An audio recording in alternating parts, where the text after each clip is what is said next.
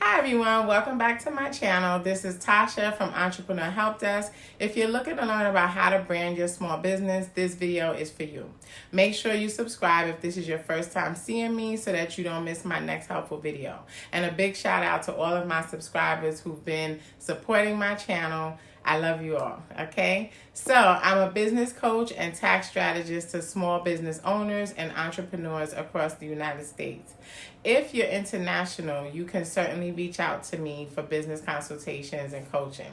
Now, I know there's standard things surrounding branding like your small business name, your logo, your website, and colors and things like that you want to use with your marketing, right?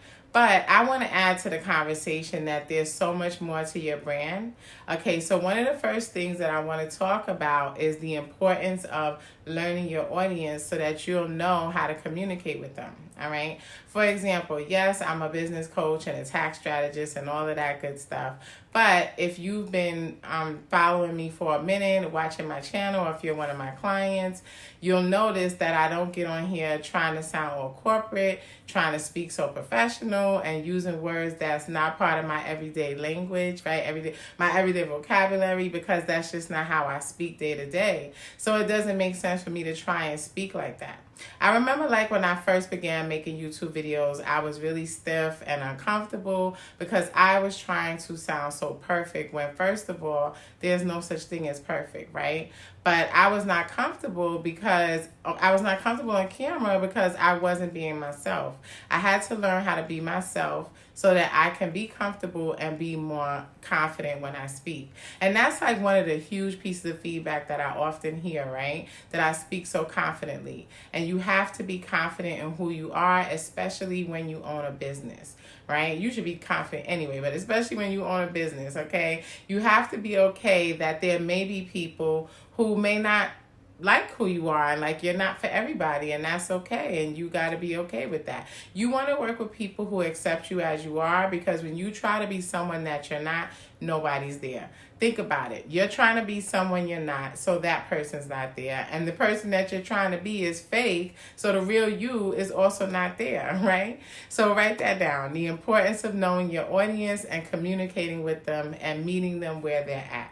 The next thing I want to talk about is the importance of doing everything with quality, okay? I'm a big believer that how you buy is how you sell. Personally, when I buy quality, right? So that's how I deliver when I show up for my clients, right? I deliver quality. Now, if I was someone who didn't care much about quality, I might deliver crap to my clients, right? So I want to encourage you today that if you're a bargain shopper trying to get something of high value at a low price, you might want to change your perspective, because you might wind up being someone in business who compromises your worth and allows people to bargain shop when they do business with you.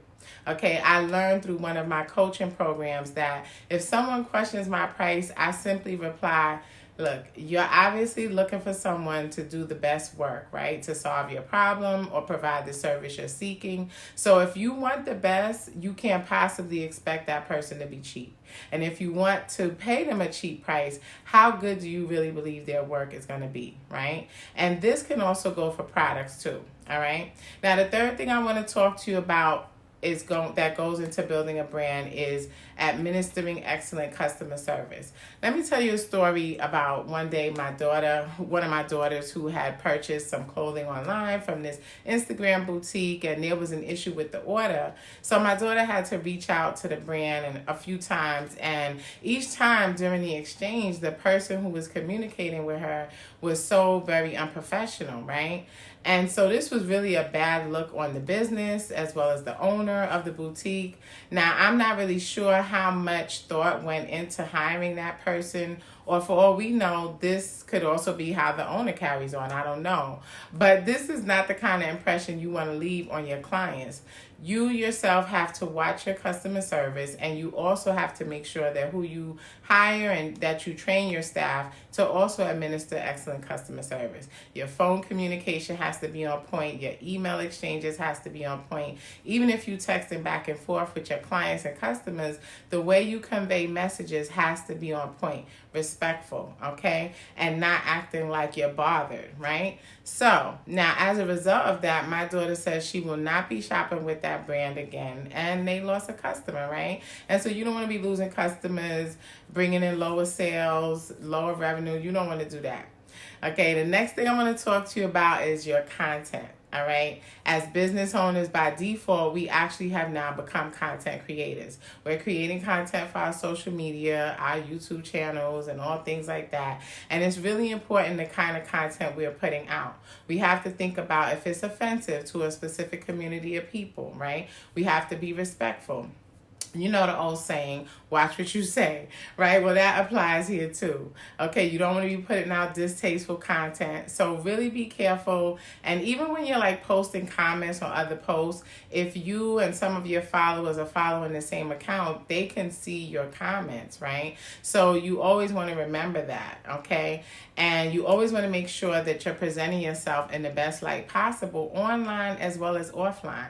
And I'm going to be honest, there was a time when I really didn't understand how important that was. And in my town where I live, although I have clients all over the United States, I do have a lot of clients in my surrounding area. And because my face is out there, my clients recognize me, and sometimes they'll speak to me, you know, and I have to kindly ask, like, who are they?